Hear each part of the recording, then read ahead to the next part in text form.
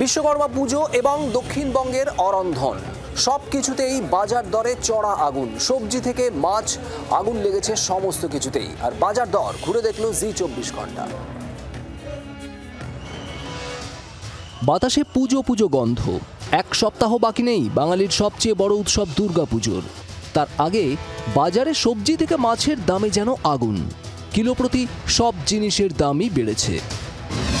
শসা 60 টাকা kilo, tomato 60 টাকা কিলো, পটল 100 টাকা কিলো, বেগুন 110 টাকা কিলো, মূলো 60 টাকা কিলো, রাঙা আলু 100 টাকা কিলো, লাউ 50 টাকা কিলো, কুমড়ো 60 টাকা কিলো, শিম 300 টাকা কিলো, বিন 120 টাকা কিলো, এঁচড় 300 টাকা কিলো, কচুর শাক 80 টাকা কিলো, পেঁপে 60 টাকা কিলো। বাজার তো একটু এখন উঠবে পুজো অবধি, আবার পুজোর পর যা হবে হবে।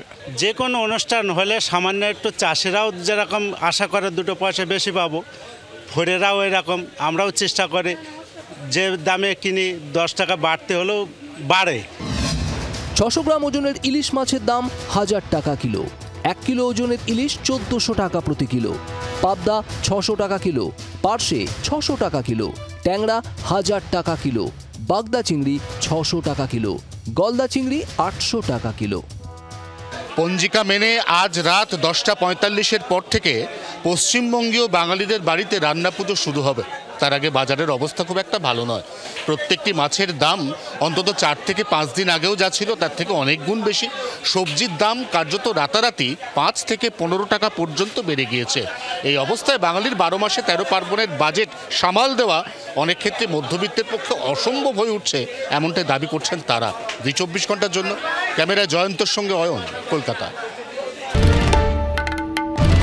বাংলার আওয়াজ, বাঙালির আবেগ, জি24 ঘন্টা।